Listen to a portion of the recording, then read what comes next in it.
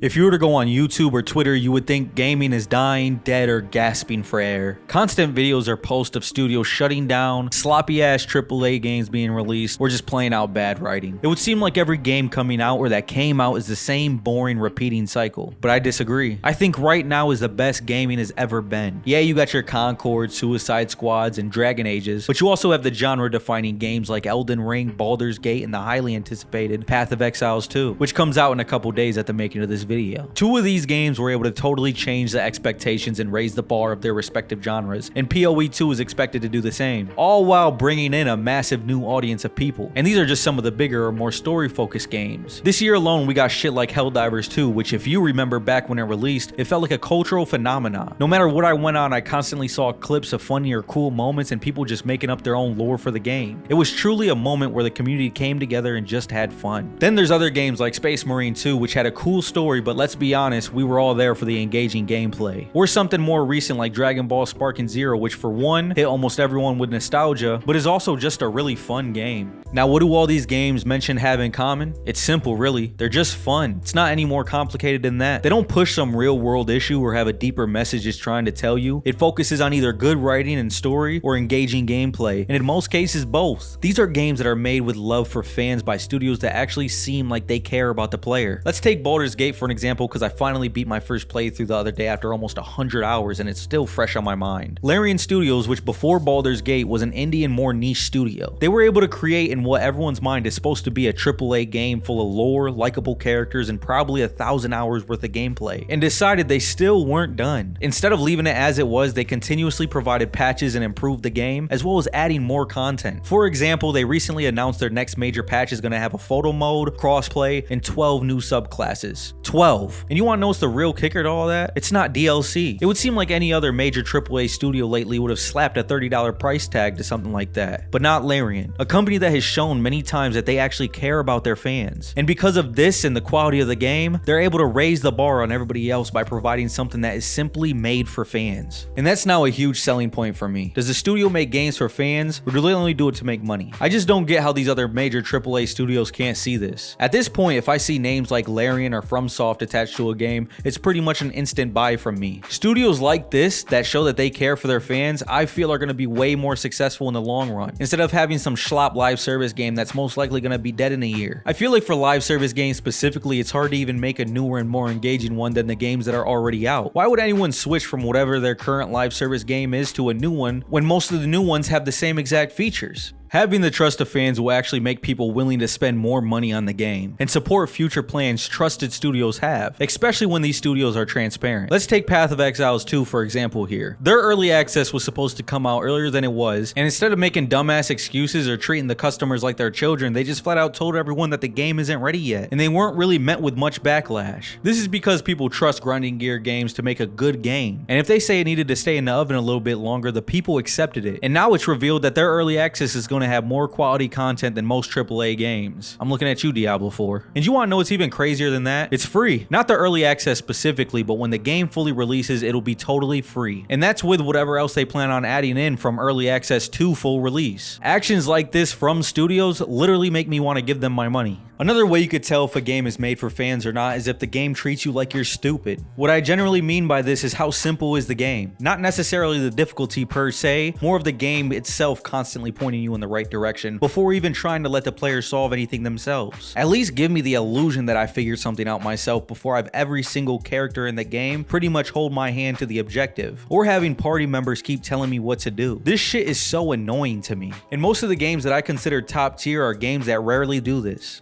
Also, the way microtransactions work in games and how consumer friendly they are. I feel like a developer that is trying to make a game for fans will have one-to-one transactions instead of a player having to buy some type of currency in the game. So instead of spending the exact amount on whatever you're trying to buy, it'll be some bullshit like costing 900 hoochies, when the lowest amount you could buy is 800, and next up is 1200. So then you'll have a couple hundred left over and it becomes a revolving door of, well, I might as well buy a little bit more so I can get the next thing. It's so predatory on the consumer, it's crazy. So when I see things like this, I immediately think that the studio doesn't give one fuck about me and my enjoyment of the game. This point more specifically goes towards live service games in particular. All in all, you can really tell if there's love and care put into making a game, or if it's just there to push a message or snatch up your money. From the gameplay to the story and the way developers talk about the game they're making and what's most important to them. Just look at the content reveal for PoE 2. A full hour of showcases. And watching interviews with the CEO of Grinding Gear Games, you can really tell this is a person that enjoys creating good content. Same with Baldur's Gate 3 and how interactive even the voice actors were with the community even after the game was released. So I really do feel like we're in a kind of a golden age of video games, even with some of the slop around. I feel like now is the easiest time to know when a video game is actually made for fans, or if it's just made for that wallet.